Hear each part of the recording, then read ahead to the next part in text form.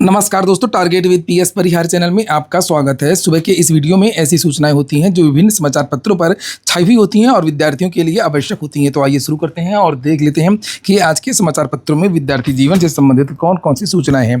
तो वीडियो को जल्दी से लाइक कर दें, शेयर कर दें और जिन छात्रों ने चैनल को अभी भी सब्सक्राइब न किया हो तो जल्दी से सब्सक्राइब कर लें ताकि आप लोगों को इसी प्रकार की ऑथेंटिक और सॉलिड अपडेट्स सबसे पहले मिलती रहे। सबसे पहली जो सूचना है वो है टीजीटी को लेकर के। टीजीटी का जो रिजल्ट जारी हुआ है उसको लेकर के तरह तरह के सवाल उठ रहे हैं कि आखिरकार इतनी कट ऑफ कैसे चली गई है, आखिरकार जो फाइनल आंसर की है वो क्यों नहीं दी गई है। 125 में जिन विद्यार्थियों के 121 122 प्रश्न हुए हैं संस्कृत आदि विषयों में, उनका सिलेक्शन नहीं हुआ है। लिखा है यहाँ पर उत्तर प्रदेश शिक्षा सेवा चयन आयोग की ओर से मंगलवार को बिना अंतिम उत्तर कुंजी के प्रशिक्षित स्नातक टीजीटी 2022 का परिणाम जारी करने पर प्रतियोगी छात्रों ने सवाल खड़ा किया है। छात्र प्रतिनिधि मंडल के शीतला प्रसाद ओझा का कहना है कि संस्कृत में 122 अंक पाने वाले अनारक्षित वर्ग के अभ्यर्थियों का चयन नहीं हुआ है। आयोग ने ना तो अंतिम उत्तर कुंजी दी है और ना ही मेरिट लिस्ट जारी की है।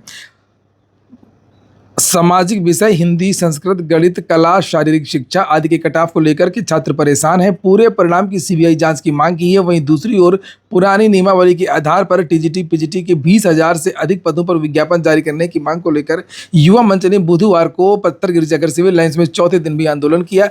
एसीएम तृतीय हीरालाल सैनी को ज्ञापन सौंप करके अपर शिक्षा निदेशक माध्यमिक को तत्काल बर्खास्त करने की मांग की। और यही खबर आप लोगों के ये दैनिक जागरण समाचार पत्र में भी लिखी हुई है, जिससे आप लोग यहाँ पर ये देख सकते हैं। लिखा, बिना फाइनल उत्तर कुंजी के परिणाम पर अभ्यर्थियों ने उठाए सवाल। प्रतियोगी छात्र प्रतिनिधि मंडल के शीतला प्रसाद ओझा ने कहा है कि संस्कृत विषय में सामान्य श्रेणी में 122 प्रश्न हल करने वालों का चयन नहीं हुआ है और यही स्थिति कई और विषयों में है। अधिक मेरिट को लेकर के प्रश्न किया है कि विषयवार कट ऑफ अंक जारी क्यों नहीं किए गए, 1.5 गुना अभ्यर्थियों को क्यों बुलाया गया है।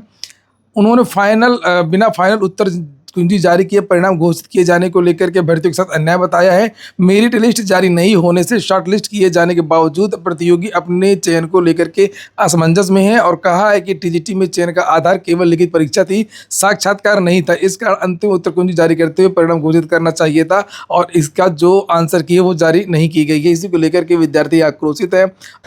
वहीं पर टीजीटी का जो रिजल्ट जारी हुआ है उसको लेकर के एक जानकारी और दी गई है। यहाँ पर देख सकते हैं, उम्र व एकेडमिक अंक कम तो 3800 से ज़्यादा हो जाएंगे टीजीटी चयन से बाहर।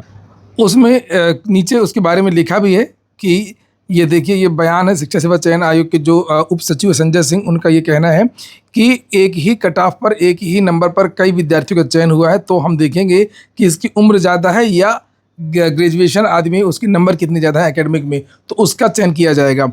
और यही होता भी है ज़्यादातर भर्ती बोर्डों में। लिखा कई विषयों, ये देखिए यहाँ पर लिखा कि अंतिम कट ऑफ अंक पर कई अभ्यर्थी शॉर्टलिस्ट हुए। कुछ विषयों में ये संख्या 200 तक है। ऐसे शॉर्टलिस्ट किए गए सभी 1.5 गुना अभ्यर्थियों को आयोग कार्यालय में अभिलेख परीक्षण के लिए 9 जुलाई से लेकर के 17 जुलाई के मध्य विषय पर बुलाया गया है और इसमें जिनके अभिलेख गलत मिलेंगे उनको बाहर किया जाएगा और इसके अलावा समान अंक की स्थिति में इनकी उम्र के आधार पर चयन किया जाएगा, उम्र के आधार पर। और इसमें सबसे अधिक आयु के अभ्यर्थी का चयन किया जाएगा। अगर मान लीजिए कि 2 विद्यार्थी बहुत ही दोनों की बराबर उम्र है और उतना ही कट ऑफ पे दोनों के नंबर है, तो फिर बाद में एकेडमिक के अंक भी देखे जा सकते हैं। जिसके नंबर ज़्यादा हो उसका चयन किया जाएगा। अगली जो सूचना वो भी टीजीटी पीजीटी को लेकर के है और यहाँ पर पुरानी नियमावली को लेकर के विद्यार्थी अड़े हुए हैं। लेकिन पुरानी नियमावली से मांगी 20,000 से ज़्यादा शिक्षकों की संभावित भर्ती। और ये देख सकते हैं आप लोग, जिलाधिकारी मनीष वर्मा और अपर जिलाधिकारी सत्यम मिश्रा और ये अमित पांडे हैं और ये युवा मंच के अध्यक्ष अनिल सिंह हैं और भी बहुत सारे छात्र हैं। और जिलाधिकारी ने कल आश्वासन दिया है कि हम आपकी बात है जो सीधे मुख्यमंत्री कार्यालय, एसीएस माध्यमिक आदि से करवाएंगे और आवश्यकता पड़ी तो हो सकता है कि आप लोगों को हम लखनऊ भी भेजें उच्च अधिकारियों से बात करने के लिए। और सभी लोग सहमत दिखे कि वास्तव में विद्यार्थियों की बात सही है। अचानक नियमावली लागू हो जाने से, नई नियमावली से लाखों विद्यार्थी पूरी प्रतियोगिता से बाहर हो सकते हैं। ये देखिए यहाँ पर लिखा हुआ है कि जिलाधिकारी मनीष वर्मा और उप जिलाधिकारी सत्यम मिश्रा से कलेक्ट्रेट में मुलाकात की और वार्ता में जिलाधिकारी ने कहा कि छात्र हित सर्वोपरि है और इस संबंध में उचित निर्णय के प्रयास किए जाएंगे। मुख्यमंत्री से भी प्रतियोगी अभ्यर्थियों को समान अवसर उपलब्ध कराने के लिए हस्तक्षेप का आग्रह विभागीय अधिकारियों की ओर से किया गया। अधिकारियों से वार्ता में युवा मंच के प्रदेश अध्यक्ष अनिल सिंह ने बताया कि 16 सितंबर 2025 को नियमावली में किया गया बदलाव लाखों बेरोजगार युवाओं के भविष्य से जुड़ा गंभीर विषय है और इस पर अधिकारियों ने भरोसा दिलाया है कि शासन स्तर तक प्रभाव प्रभावी प्रयास किए जाएंगे। और प्रदेश अध्यक्ष ने कहा कि नई नियमावली लागू होने से 7 लाख से अधिक के भर्ती आवेदन के अवसर से बाहर हो जाएंगे।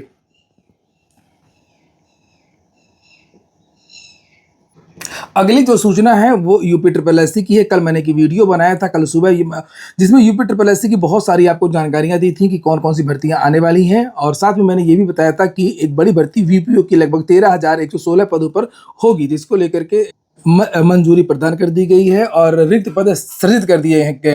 और यही जानकारी आज के लगभग सभी समाचार पत्रों में दी गई। ये देखिए आप लोग, लिखा है प्रदेश में 13,116 ग्राम पंचायत अधिकारियों की होगी भर्ती। राज्य सरकार ने नए पद सृजित करने का निर्णय लिया है और 3 चरणों में भर्ती पूरी होगी। ये देखिए, ग्राम पंचायतों में सचिवों की कमी दूर करने के लिए राज्य सरकार ने 13,116 ग्राम पंचायत अधिकारियों के नए पद सृजित करने का निर्णय लिया। आप लोग इसी बात में वीडियो को लाइक कर दें, क्योंकि आप लोगों को सूचना पहले ही मिल गई थी। और जो भी नए छात्रों सरकारी भर्तियों की तैयारी कर रहे हो, खासतौर से उत्तर प्रदेश की भर्तियों की, तो आप लोग इस चैनल को जरूर फॉलो और सब्सक्राइब कर लें। नीचे लिखा हुआ कि पहले चरण में 4,372 पदों के सृजन को झंडी दी गई है। प्रदेश में करीब 58,000 ग्राम पंचायतें हैं और इनमें वर्तमान में सिर्फ 16,000 ग्राम पंचायत अधिकारी ही कार्यरत हैं। और ऐसे में करीब 42,000 ग्राम पंचायतों में अतिरिक्त प्रभार के जरिए काम कराया जा रहा है। सरकार का लक्ष्य प्रत्येक ग्राम पंचायत में अलग सचिव की तैनाती करना है, ताकि पंचायतों के प्रशासनिक और विकास कार्यों में तेजी लाई जा सके। नई भर्ती पूरी होने के बाद अतिरिक्त प्रभार की व्यवस्था का भार कम होने की उम्मीद है। मैंने कहा भी था कि सरकार की कोशिश है कि एक ग्राम पंचायत एक ग्राम सचिव। अगली सूचना है यूपी टीईटी को लेकर के। सभी विद्यार्थियों को शुभकामनाएं, बेस्ट ऑफ लक। बहुत सारी जानकारियां दी गई हैं, आप लोग समय से पहुंचे। लिखा है एनआईओएस से डीएलएड करने वाले भी टीईटी देंगे का जो नोटिस जारी हुई थी, लेकिन वो जो मामला इनका कोर्ट में चल रहा है उसी के अधीन इनको मौका दिया गया है। आगे जो निर्णय होगा उसी के आधार पर इनका रिजल्ट घोषित किया जाएगा।